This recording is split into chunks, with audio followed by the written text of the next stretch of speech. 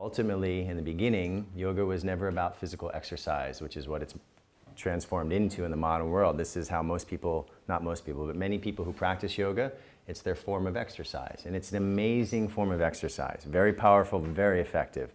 And if we only practice the physical part, we're touching the tiniest part of the yogic science. It's necessary, we need that stability and health in the body to be able to expand our consciousness. We can't have pain in the back and health issues if we're going to transcend the limitations of the body, because the body will take all of our attention if there's pain and trouble and disease. So it's important to do the physical practice.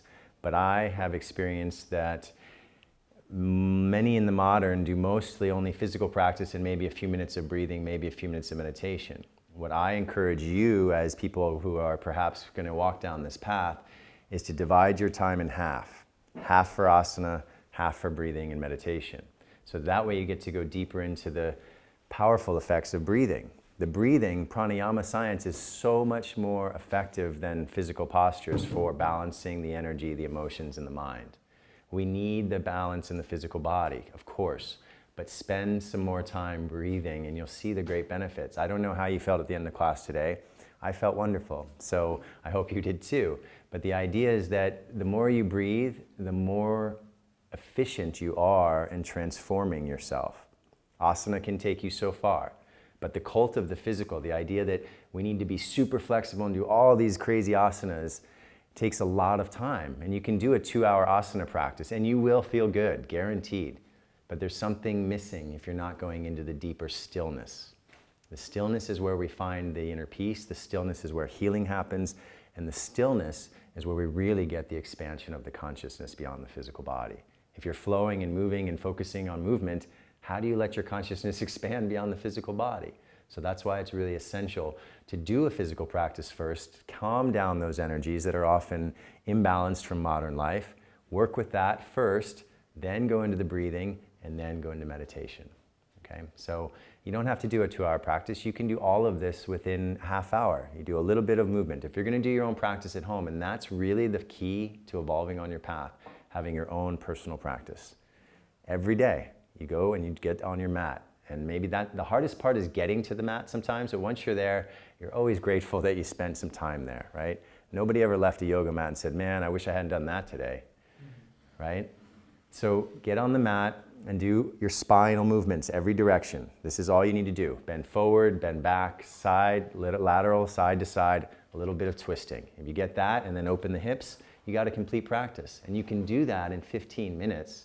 You do a few rounds of sun salutations, you do some of the things we did today with just twisting the spine or the gentle, whatever works for you, okay? You don't have to be a rocket scientist to develop your own home practice. You already know enough. I just told you how to do it. Get the spine moving in all the directions, whatever works for you. Take 10, 15, 20 minutes and then do 10, 15, 20 minutes of breathing, depending on how much time you have. So I can get a full practice in a half hour. 15 minutes of physical, 10, 15 minutes of breathing.